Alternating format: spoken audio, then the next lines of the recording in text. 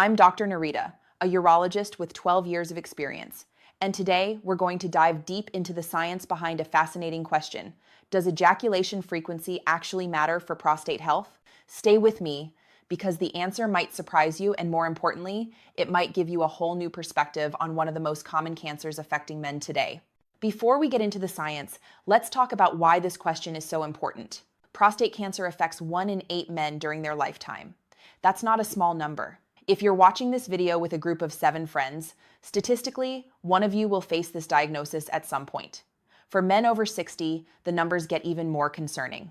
Now, we know that age, genetics, and lifestyle all play roles in cancer risk. But what if there was something within your control, something natural, private, and already part of human biology that could potentially reduce your risk? That's exactly what researchers wanted to find out. So the big question is, why would ejaculation frequency have anything to do with prostate cancer in the first place? Let's start with the basics. Your prostate is a small gland about the size of a walnut that sits just below the bladder. Its primary job is to produce fluid that nourishes and protects sperm during ejaculation. Between ejaculations, this fluid builds up in the prostate. Now, here's where the theories come in. Researchers have proposed a few reasons why ejaculation frequency might be connected to prostate health. Theory number 1, the prostate stagnation hypothesis. This is the leading theory. The idea is simple. If fluid sits in the prostate for too long without being released, potentially harmful substances, what we call carcinogenic secretions, can accumulate. Over time, these substances might contribute to cellular changes that lead to cancer. Regular ejaculation, in this theory, acts like a natural flushing system, clearing out these potentially problematic materials. Think of it like a river versus a stagnant pond. The flowing river stays clean and healthy, while the stagnant pond can accumulate debris and become a breeding ground for problems. Theory number 2, stress reduction. Another theory suggests that men who ejaculate more frequently may have lower overall psychological stress levels. We know from extensive research that chronic stress is linked to increased cancer risk through various pathways, including inflammation and immune system suppression. Theory number 3, cellular health and metabolism. The third theory involves the prostate's internal chemistry.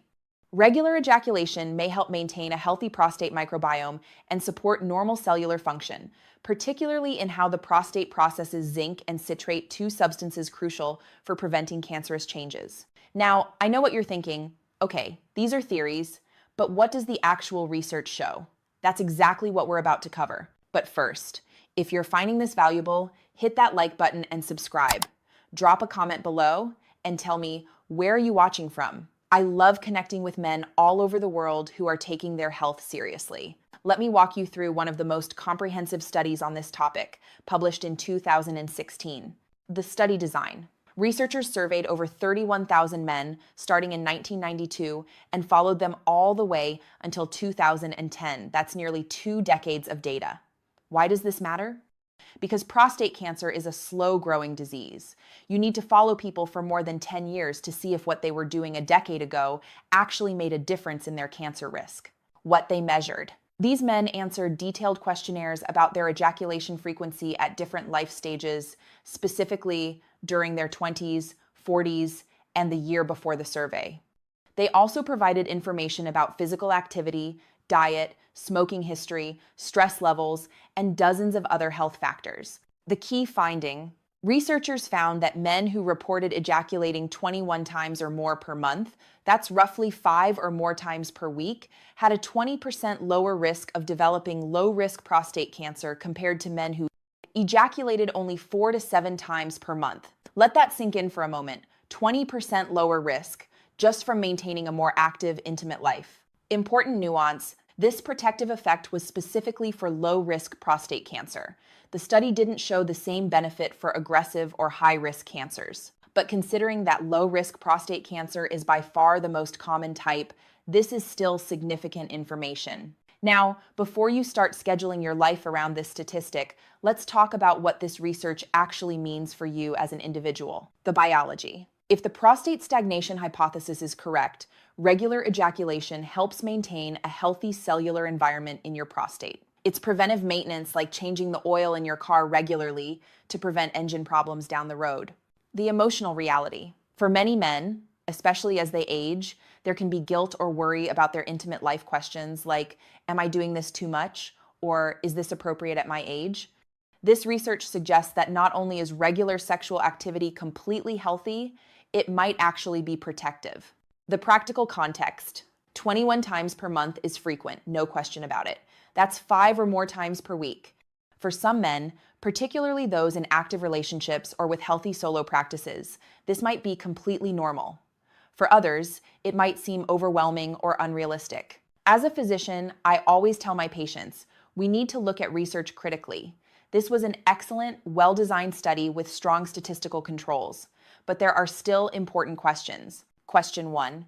Correlation or causation. Men who ejaculate 21 or more times per month might be fundamentally different in other ways. They might be more physically active, have better cardiovascular health, lower stress levels, or stronger intimate relationships. All of these factors independently reduce cancer risk. So is it the ejaculation itself, or is it the overall lifestyle profile of men who maintain that frequency? Question 2.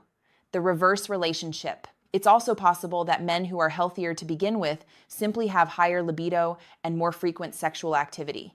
The relationship might run in the opposite direction. Question 3. Individual variation. This study looked at averages across thousands of men, but you're an individual, not a statistic. Your personal health history, genetics, and circumstances matter far more than any population-level study. So, based on all of this, here's my practical, medically sound advice. 1. Don't force anything artificial. Should you suddenly start scheduling intimate activity 5 times per week because a study said so? Absolutely not. Your intimate life should be natural, enjoyable, and aligned with your personal desires and circumstances, not a medical prescription. 2. Don't hold back out of guilt. If you're someone who naturally has a high frequency of sexual activity, whether with a partner or through self-pleasure, and you've been feeling guilty or worried that it's somehow wrong or excessive, this research should reassure you. What you're doing is not only normal, it might actually be beneficial. 3. Focus on overall prostate health. Ejaculation frequency is just one piece of the puzzle. Other proven strategies for prostate health include regular physical exercise, a diet rich in tomatoes, cruciferous vegetables, and omega-3 fatty acids, maintaining a healthy weight, not smoking, managing stress, getting regular prostate screenings starting at age 50, or earlier if you have risk factors. 4. Listen to your body. If you notice changes in your intimate function, difficulty achieving or maintaining erections, decreased libido, pain with ejaculation, or changes in urinary patterns, see a urologist. These can be early warning signs of prostate issues that need medical attention.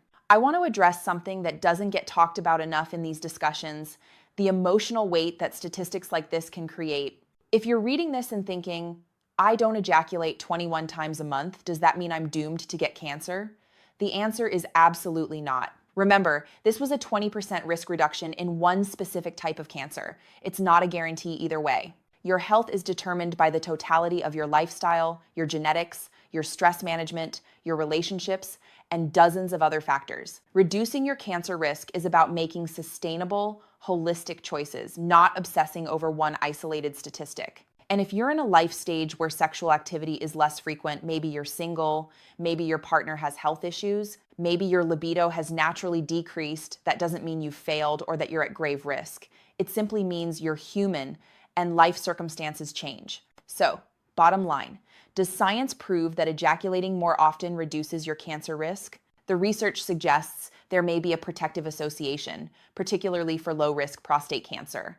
But does that mean you should restructure your entire life around hitting a specific monthly number?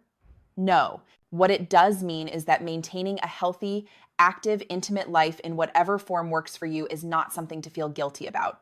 It's a natural, normal part of human health. And if it comes with potential cancer protective benefits, that's just one more reason to prioritize your overall well-being without shame or hesitation.